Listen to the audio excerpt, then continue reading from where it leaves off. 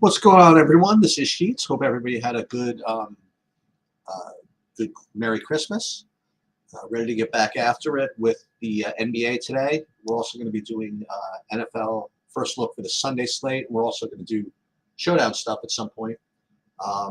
No hockey today, though, and MMA remains off for a couple of weeks. Golf is back in next week, so we're getting back into regular swing of things, hopefully right after the new year.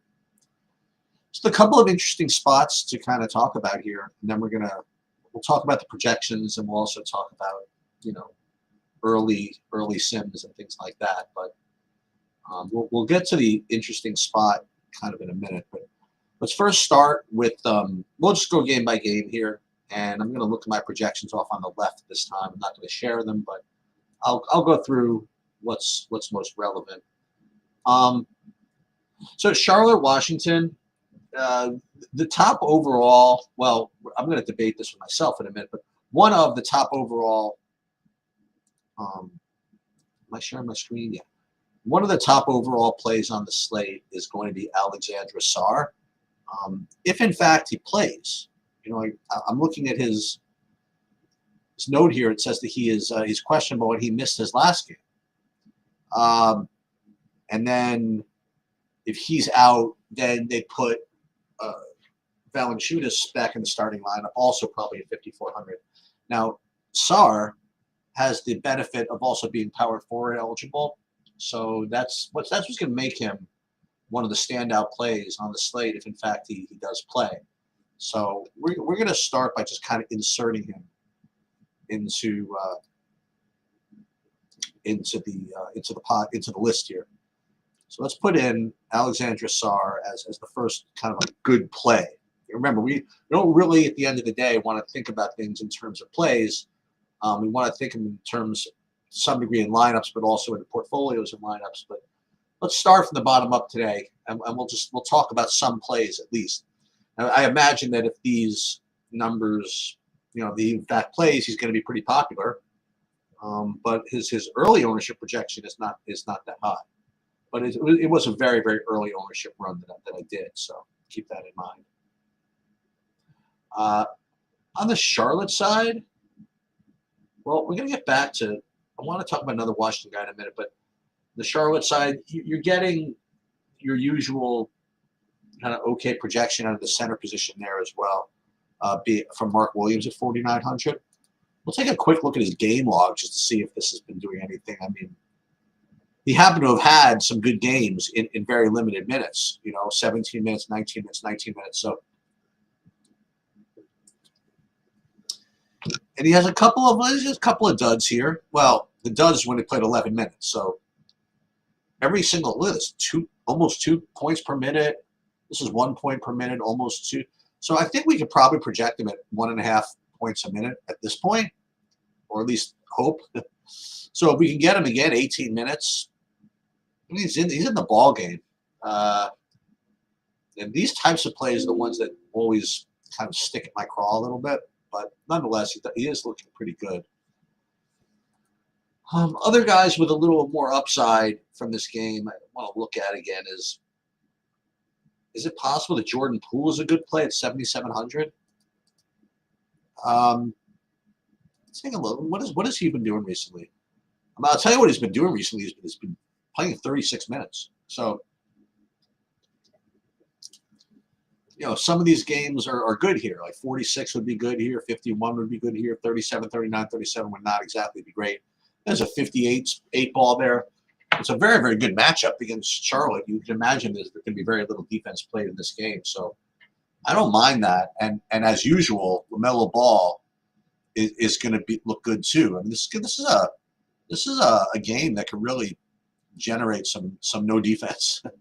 So if you did something like this, like a 4-man stack from this game, like 2 Charlottes, 2 Washingtons, it's not usually the way you think about the NBA, but you put like one kind of value piece and then one hey, what's up, Richie? Put one value piece and one, high upside piece from both sides, and you could be kind of off to the races here.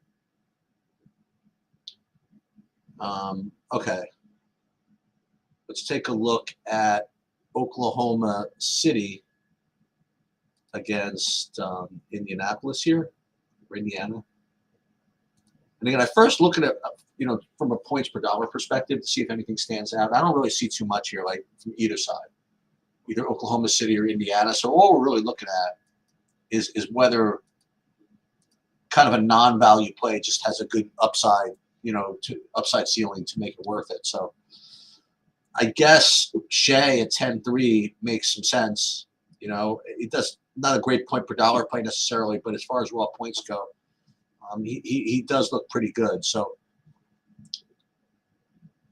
all else being equal, I would rather play LaMelo only because, again, you could have some guys on the other team in case that game goes to overtime or things like that. So I prefer actually LaMelo to Shea, but Shea, he looks obviously pretty decent. All right, so this Miami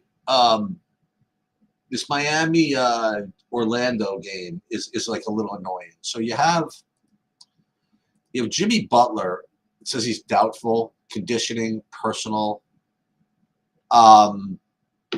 Once again, he's rumored to be in trade rumors, things like that. Doesn't know if he's going to travel to Orlando. Now, hopefully, they, for our purposes, they let us know if he's traveling or not.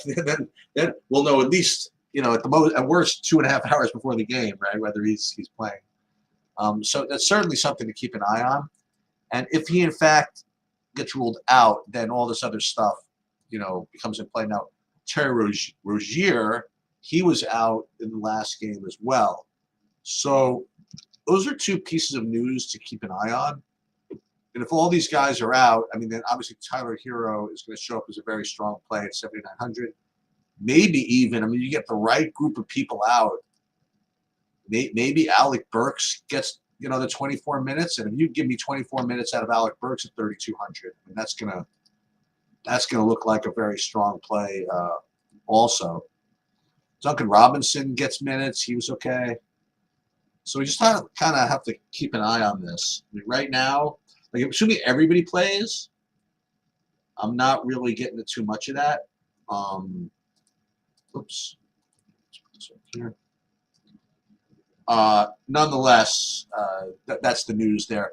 Now, the Orlando news, or the Orlando situation is actually pretty interesting because, so you had not Carmelo, Cole Anthony, like 2 games ago, just came out of his shell, just completely randomly, and played. Not only did he get the full 28 minutes, but he went and just put up 62 fantasy points against the same team.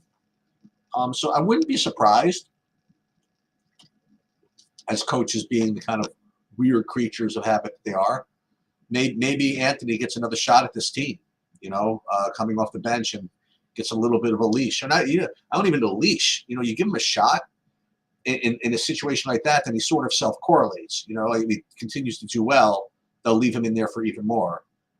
So that's one piece to keep an eye on. The other piece to keep an eye on is somebody who got a start, his last game. That would be Trevelyan Queen. So he had 34 minutes against Boston in a very, very nice win on the 23rd, and 30 fantasy points, and they did not increase his price at all to 3,600.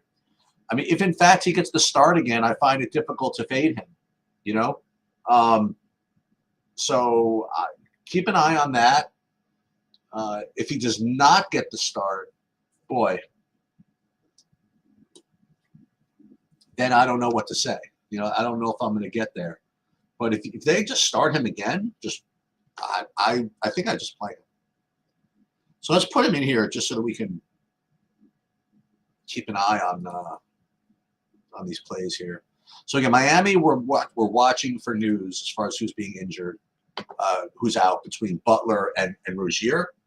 And for Orlando, if Queen gets the start, I think it's all systems go with him.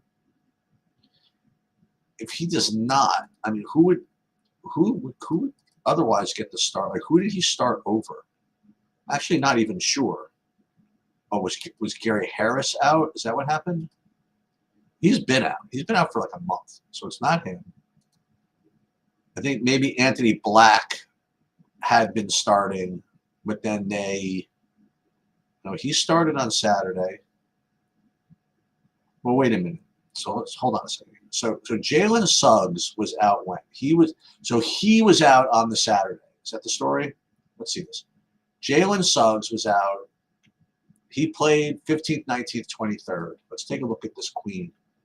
Queen started on the 23rd. So he started alongside of Suggs.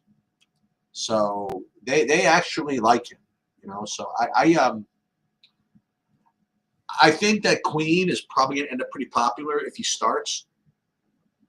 And if you want to get really, really off the board, you could be, you know, kind of narrative Queen, so to speak, and take that shot maybe at Cole Anthony. I think it's very, very reasonable. All right. As a matter of fact, I'm going to just so I remember, you know, later. I'm going to put this in for now. I mean, I don't know if I play both of these guys. I mean, it seems like this is exactly what happened. Like, I can't imagine both these guys being in the game. So I would be one. I probably have one of these two. Like if this was a game where someone was closing, kind of a close game, whatever, it would be Suggs and one of these two. Like if in fact Queen starts, Anthony comes off the bench and is playing really, really well. You know what I mean? That somehow, then they'd leave him in and Queen just wouldn't come back in. I guess I don't know. I don't know why I'm spending that much time on this situation, but I think it's interesting. Chicago, Atlanta.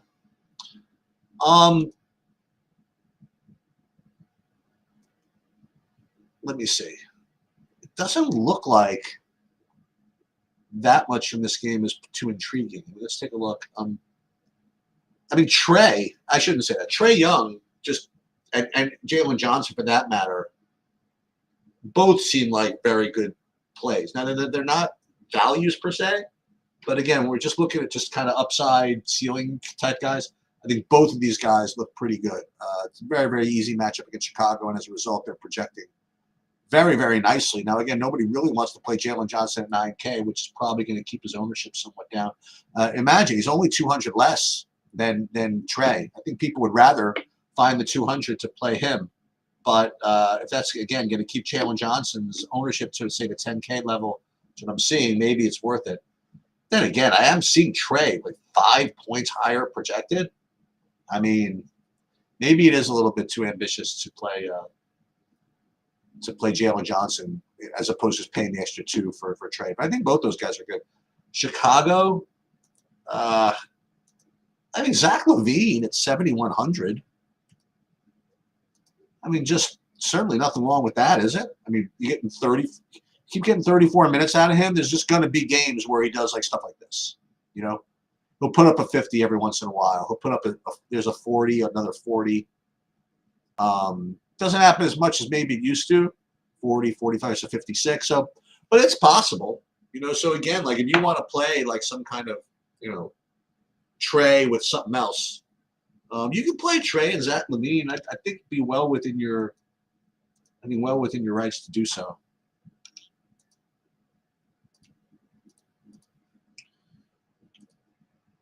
Let me just see. Did I miss anything? No.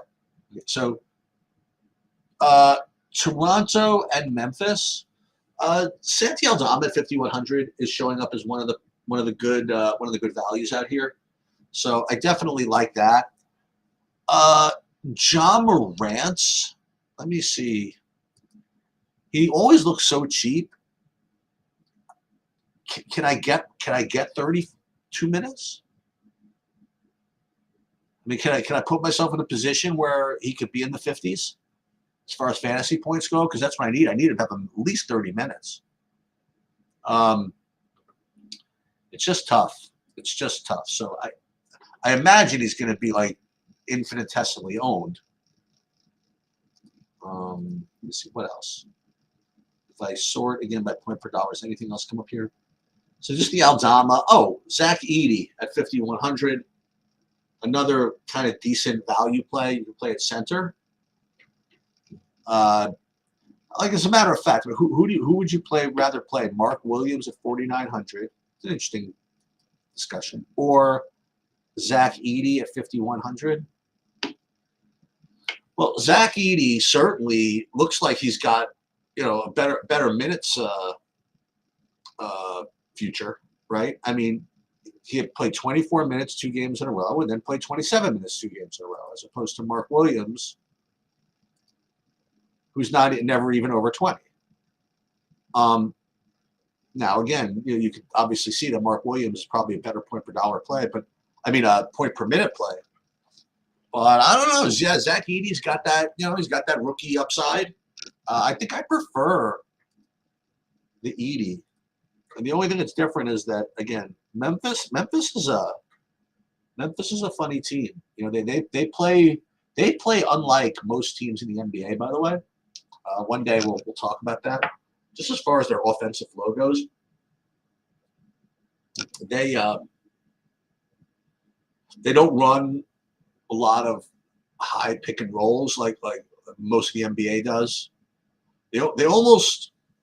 I'm getting into my coaches speak now. They almost kind of like run like zone offenses. I think they have like fill and replace schemes where instead of running high pick and rolls to fill space, they'll create space naturally, and if people kind of fill from opposite sides, it's actually pretty interesting.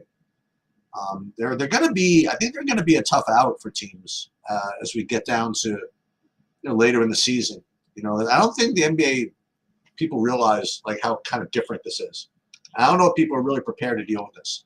And if one day, Ja ends up like 26, 20, 34, 35 minutes again, I don't think they necessarily have the talent to make a run or anything like that, but they definitely are difficult to scheme against defensively. Anyway, I don't like anybody on Toronto for DFS goes, so let's put Edey in for now. And before I forget, let's put Aldana in as well. I'm just checking back to see if you guys have any questions before I move on here. Nope. Okay. Because there's another team that's going to show up that's got a lot of value. And that's actually right here, this Houston team. So Houston against New Orleans. You have a couple of guys. Now, first of all, from New Orleans, you have Missy, I guess, at 5,900. Again, one of those kind of mid-range center plays. DeJounte Murray at 8,400 it looks reasonable as well. But a lot of the value for me is coming from the Houston side. So let's talk about that. Now, first of all, you have a couple of questionables. So, Amin Thompson at 6K, I think looks pretty decent here. I mean, he's coming off 46 fantasy points in his last game, 38 minutes. Am I going to expect that? I don't know about that, but certainly have to respect it if you don't have to expect it. Then you have Sengun. He's still relatively reasonably priced at 8,600. Now, I don't know if Terry Eason is in or out tonight. Terry Eason is questionable. I mean, if he's in, you could expect, forget this last game, you could expect him to be in the mid-20s in minutes. 4,800, I mean, he's got, you see it. I mean, he's got ceiling upside. He's got a 40 ball here. 30 is not exactly a ceiling. He's got another 40 over here. I mean, he could definitely do it.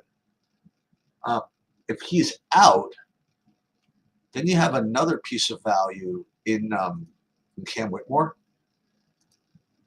I know, again, it just depends on the minutes, right? If Eason is out, and then I think that this 25 to 27 minute range for Cam Whitmore makes a lot of sense. And then you have a really, really good play at 4K. You could also play other guys in this game, like It's Jalen Green's price. So it's tough. You know, he's 6,300. 24 minutes obviously isn't going to do it. But if he gets any of these things in here, again, some of these games don't make it, but some of them do. So he could get in the mix. You want to be safe, you could play Fred VanVleet from this game. He's less than 7K, and he's in his 30s, 30 minutes most games, right? He doesn't really been flashing a ceiling. I mean, only like maybe one game the whole season we really want here. Actually, that's not true. We had a couple. And then there was another one. Oh, you know, before I forget, on New Orleans, there's another possibility if you wanted. Jordan Hawkins is 4,400. And his last game, what did he do? Did he start? I mean, he played 34 minutes in his last game. So we got to keep an eye on this. We could go to Popcorn Machine and see exactly how that came to pass. But regardless of how he got his 34 minutes, he got his 34 minutes. Now, if he's going to start again, I mean, want to just see this? I want to see if we can't find this somewhere. Okay, let's just see.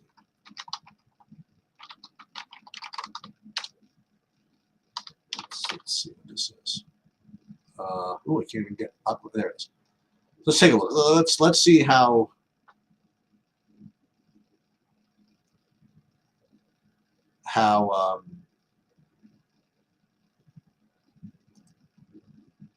Jordan Hawkins got his 34 minutes. He got his 34 minutes. Oh no, wait, this is 28 minutes. Got 28 minutes against the Nuggets.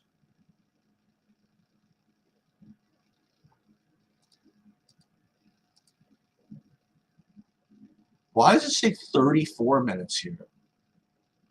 So it says here that he had 34 minutes. But here, am I hallucinating?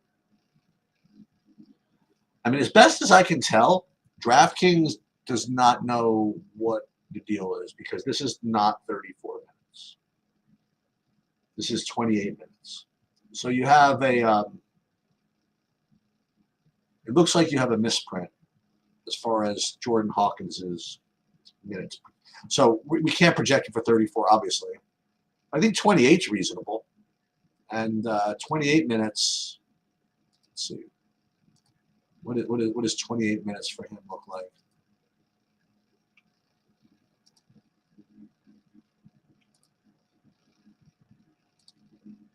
$28 minutes for Jordan Hawkins. Never even seen him play 27, 28 minutes. It's always like one or the other. So 20. I think he's in play. You know what I mean? I just think he's in play. The 34 minutes, it's not 34, but even the 28 puts him in play. I just hate that it shows the 34 minutes. I'm afraid that he's going to get popular because of that game log.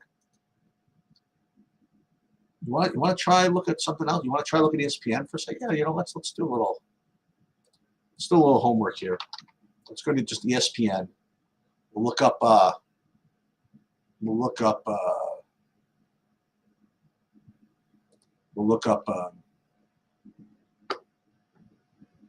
let's look up the team. We'll kick it old school. The Pelicans. And we'll go to this game, the Nuggets game. Let's go to the box score. The old box score. You'll see, let's see. Jordan Hawkins, minutes 34. So it says here he played 34 minutes. The Popcorn Machine, it says 28 minutes. Was this maybe overtime? And they didn't. Oh, they have an overtime. I want to add this somehow. So this is, sorry about this, but this is like interesting. 10, 17, 25. Hawkins. 2. Let's see the minutes. Period 1, 4:55. So that was 4 minutes. and then 13 minutes here, and then 18 minutes here, and then 24 minutes here, 28. So we don't know. You know what? He must have played the overtime, but Popcorn Machine just missed him. So I think he did play the 34 minutes. Okay. Well, thanks, Fizzy. You know what? But I'm glad that I checked, right? And this was the error in Popcorn Machine, right? Because you look at Popcorn Machine, it doesn't have a fifth player playing the overtime. But it's important to note that it was overtime, right? So I'm glad they did this. So it was really 28 minutes in regulation. So if things go his way, I think 28 minutes in regulation is something you can project him for. All right, very good. So in either case, this game is pretty intriguing, and it's also, one where you have to watch the injury report with respect to what's his name, Tari Eason.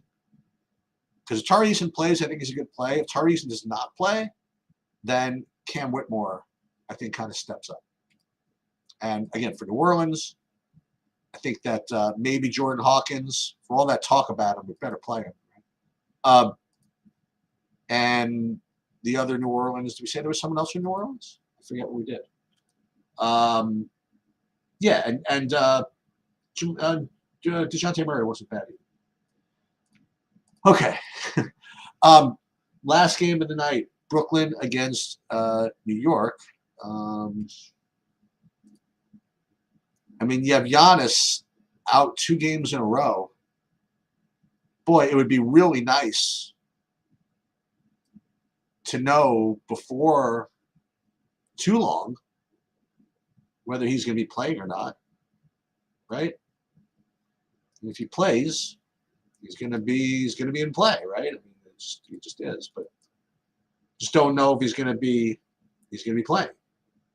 And if he's out, then there's Bobby Portis season and all that stuff. So just going to have to kind of wait to assess what goes on with that. And as far as Brooklyn goes, I don't really see too much on the Brooklyn side. Pretty much nothing at all. So again, watch for news on the Milwaukee. Watch for news for Giannis and all that. Now, I hate to say this, but it's a little bit for me to build a lineup. It's a little bit irresponsible because there's so much news left. If we built it assuming that all the guys that are supposed to be in are in, I'd be getting like, you see this, I'd be like 88% Alexandre Sarr. I'd be getting like 82% Trae Young, 82% Aldama. Ooh, 58% Levine. That's interesting.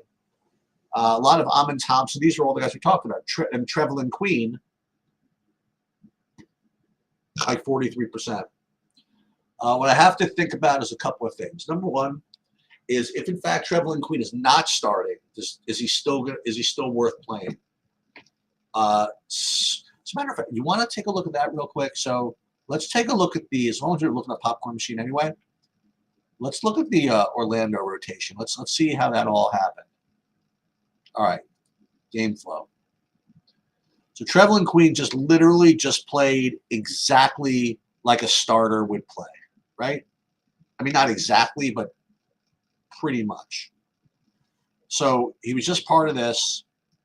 Now, interestingly, so he was starting, and then you had Cole Anthony came in, it looks like straight for KCP, and he did nothing and didn't come back until the second half, in which case he again came in for KCP.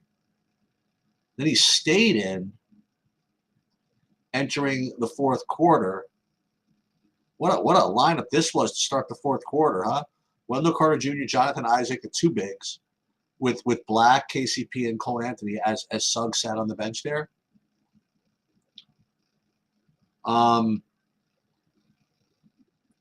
So Trevelin Queen was just in, then he sat, then he came in, then he started the second half, he sat a little bit, then he closed. This is This is what, you know, a new star looks. Not a star, whatever. This is what a new guy who they expect to be in the rotation kind of looks like. So I think that if he starts again, I'm going to be expecting full run at 3,800. So yeah, I think all right. I think that's pretty much all I have for you guys. I'm going to come back at 1 o'clock. We're going to talk about what am I going to do? The NFL preview.